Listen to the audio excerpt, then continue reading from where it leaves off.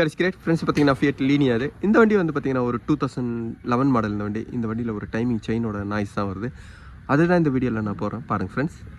இந்த லீனியாவில் வந்து பார்த்தீங்கன்னா இந்த கிளஸ்டரோட இந்த ட்ரிப் மீட்டர் கம்ப்ளைண்ட் இருக்குது. அதனால் இதில் வந்து பார்த்தீங்கன்னா ஓட மீட்டர் நான் போடுறேன். இந்த வண்டி எவ்வளோ கிலோமீட்டர் ஓடி இருக்குது செக் பண்ணலாம்.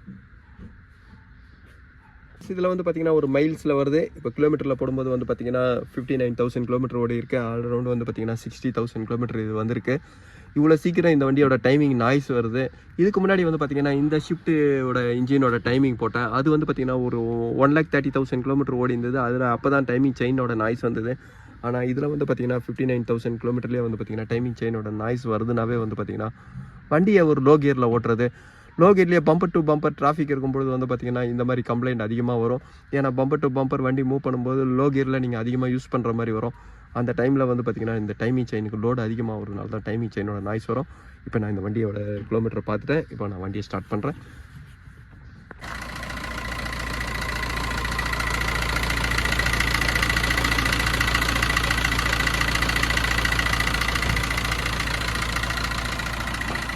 ஃப்ரெண்ட்ஸ், இந்த மாதிரி டைமிங் செயினோட நாய்ஸ் வந்து பார்த்தீங்கன்னா 2 ரீசன்னால வரும். ஒன்று, இன்ஜினோட ஆயில் ப்ரெஷர் சரியாக இல்லை. ஆயில் ஃபில்ட்ரு வந்து ஆஃப்டர் மார்க்கெட்டோட குவாலிட்டி சரியில்லாத ஃபில்ட்ரு நீங்கள் போடும்போதும் அந்த மாதிரி ஒரு நாய்ஸ் வரும். இன்னொன்று வந்து பார்த்தீங்கன்னா டைமிங் செயின் வீக்காக இருந்தாலும் வரும். இப்போ இதில் வந்து பார்த்தீங்கன்னா டைமிங் செயினோட நாய்ஸ் பாருங்கள் எவ்வளோ இருக்குது. ஃப்ரெண்ட்ஸ், இந்த மாதிரி நாய்ஸ் வரும்போது நான் வண்டியை ஓட்டலாமா அப்படின்னீங்கன்னா நீங்கள் ட்ரைவ் பண்ணலாம். ஆனால் ரஃப் அண்ட் டஃபாக யூஸ் பண்ணும்போது வந்து பார்த்தீங்கன்னா டைமிங் செயின் உங்களுக்கு கட் ஆகாது. டைமிங் செயின் வந்து கெய்டர் வந்து பார்த்தீங்கன்னா உங்களுக்கு லூஸ் ஆகிடும். அதேமாதிரி டைமிங் செயின் உங்களுக்கு போயிடுச்சுனாவே வந்து பார்த்தீங்கன்னா இன்ஜின் லேட் ஸ்டார்டிங் வரும். கிராங்க் ரொம்ப நேரம் வந்துட்டு வந்து பார்த்தீங்கன்னா லேட் ஸ்டார்டிங் வரும். கிராங்க் ஷாஃப்ட்டும் அதேமாதிரி கேம் ஷாஃப்ட்டும் வந்து பார்த்தீங்கன்னா மிஸ் மேட்ச் ஆகும். இந்த கம்ப்ளைண்ட்லாம் வந்து பார்த்தீங்கன்னா ஒரு டைமிங் செயின்னால வரும். எப்போவுமே லேட் ஸ்டார்டிங் வருதுனாவே வந்து பார்த்தீங்கன்னா டைமிங் செயினை நீங்கள் செக் பண்ணணும். இதோட டைமிங் செயின் நாய்ஸ் பாருங்கள். இதுதான் இந்த வண்டியோட கம்ப்ளைண்ட்டு. ஃப்ரெண்ட்ஸ், இந்த லீனியாவோட டைமிங் செயின் பாருங்கள். இந்த லிங்க் எவ்வளோ தூரம் வந்திருக்கு. அதே மாதிரி செயின் உங்களுக்கு நாய்ஸ் வந்தது பார்த்தீங்கன்னா இந்த இடத்துல தான்.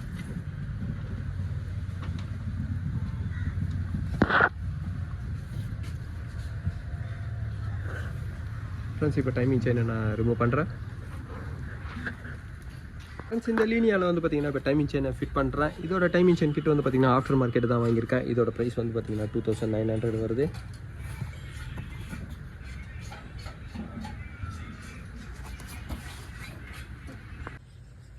ஃப்ரெண்ட்ஸ், இந்த லீனியாவோட டைமிங் செயின் பாருங்கள்.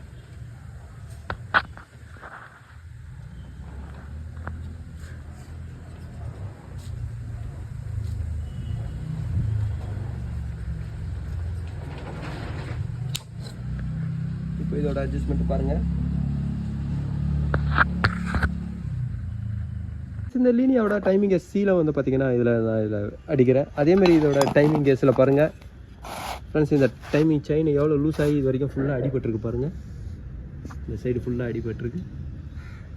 இதெல்லாம் ஒரு டைமிங் செயினோட ஓவராக தேஞ்சு போனதுனால தான் இதில் இந்த மாதிரி டச் ஆகிட்டுருக்கு.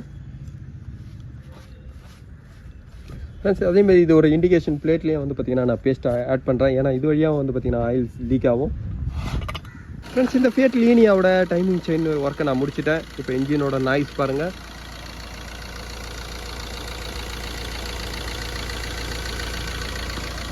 ஃப்ரெண்ட்ஸ், இந்த டைமிங் செயின் இந்த டைமிங் கேஸ்லேயே வந்து பார்த்தீங்கன்னா உங்களுக்கு டைமிங் கேஸோட ஆயில் பம்ப் கேஸ்லேயே டச் ஆகிருந்தது. அந்த அளவுக்கு டைமிங் செயின் வந்து பார்த்தீங்கன்னா லூஸ் ஆகி உங்களுக்கு அலைன்மெண்ட் லூஸ் ஆகி இன்ஜினோட நாய்ஸ் அதிகமாக இருந்தது. இன்ஜினோட நாய்ஸ் கரெக்டாக இருக்குது.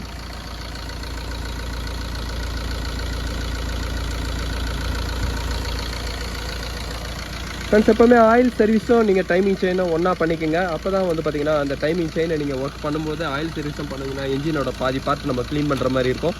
அப்போ உங்களுக்கு இன்ஜினோட பர்ஃபார்மன்ஸும் வந்து பார்த்தீங்கன்னா உங்களுக்கு நல்லாயிருக்கும். ஸோ இதோட இன்ஜின் கரெக்டாக இருக்குது.